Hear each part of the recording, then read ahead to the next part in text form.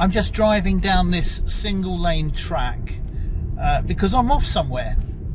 Where? Well, that's a bit of a secret at the moment, because it's somewhere I haven't been for actually more than 30 years. But I'm going there today for a specific reason, because something I used to do in my life, I stopped doing a long time ago. And I've got the urge to go and have another go.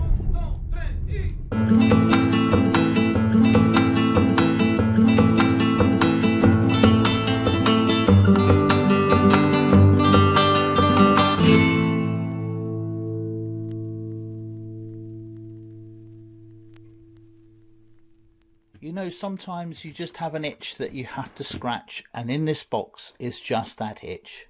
It hasn't been opened for more than 20 years, but for me to do what I need to do today, I'm going to be opening it again. Flick it open and let's see what's inside.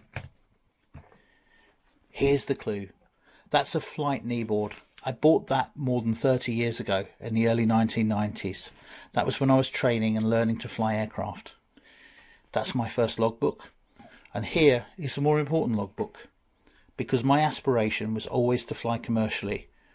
That was right up until when the CAA said, "I'm sorry, Gav, you wear contact lenses. You can't fly because you can't see well enough."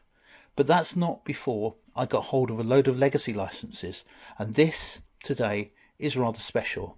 It's an old brown CAA issued for the holder's lifetime license, and it still allows me privileges to fly certain aircraft. But I'm now looking at what I have to do to convert this either to a new flight crew license issued by the CAA, or to reinvigorate the privileges within that license to fly some interesting old aircraft. I'd already undertaken some research with the CAA, and it was very complicated.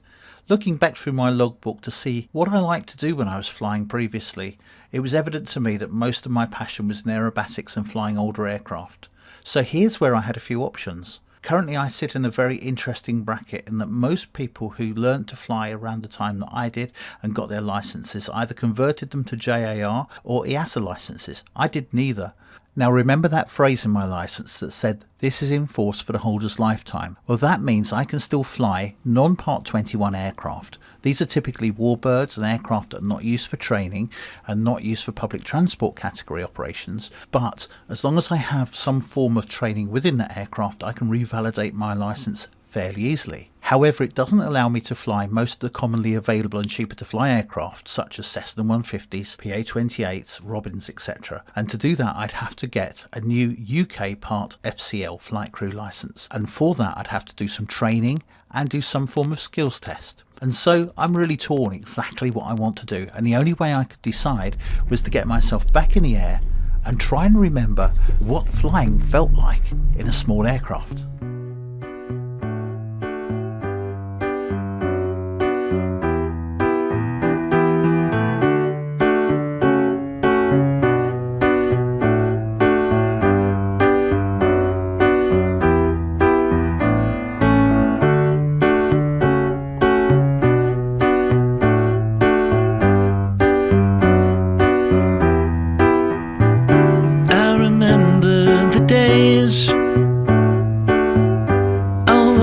Ago that never fade away, and I remember your face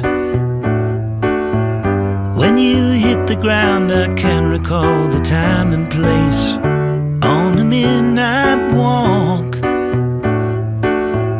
through the old streets, trying to turn back the clock to the days of old. Back to the days when all the things we knew were made of gold. As the world moves on, time sings a song. In the old neighborhood, as the clock strikes one, the memory lives just as it stood, like a quiet dream. Shadows of that time are cast beneath the streetlight beam. As the world moves on, time sings a song. Don't cry,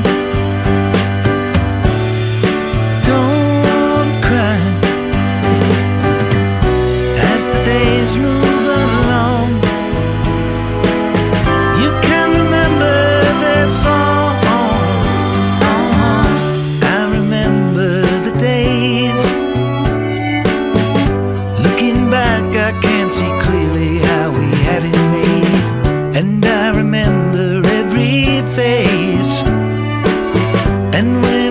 think of them, it takes me to that time and place. As the world moves on,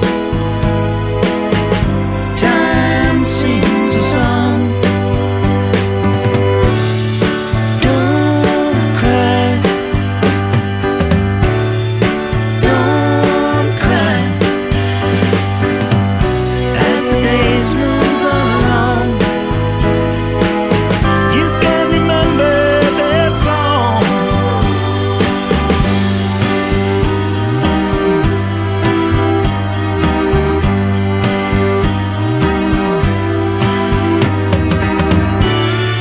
Don't cry, don't cry. As the days move along, you can remember this song.